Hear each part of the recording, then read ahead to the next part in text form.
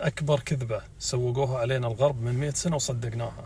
حقوق الإنسان، حقوق الحيوان، حقوق المرأة، حقوق الطفل، حرية الأديان، حرية الرأي. وبعد أحداث غزة اكتشفنا أن كل هذه الشعارات كانت مقابل هدم وشطب العقيدة والثقافة الإسلامية. صدعوا رؤوسنا بهذه الشعارات العفنة. مجرد أنك تتكلم أو تدافع أو تحط صورة تضامن مع أهل غزة، على طول يحذفونها أو يسكرون حسابك بحجة أنك تشجع العنف. ولكن هذا كله ما يهم مقابل أن يكون عندك هوية دينية. ولن ترضى عنك اليهود والنصارى حتى تتبع ملتهم.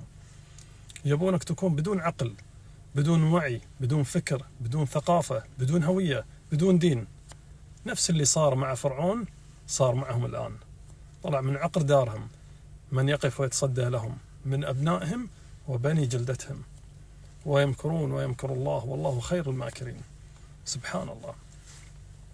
أكثر من 60 جامعة أوروبية فيها مظاهرات لدعم القضية والدفاع عنها، وهم غير مسلمين. ودول أوروبية تعترف بدولة فلسطين، والأكثر حملة مقاطعة المشاهير. ونحن أولى بهذا الدفاع. نحن لم نقدم شيء مقابل اللي قدموها غزة. قدموا أنفسهم وأبنائهم وكل ما يملكون مقابل هذه القضية. اللهم انصرهم وثبتهم واغفر لنا تقصيرنا معهم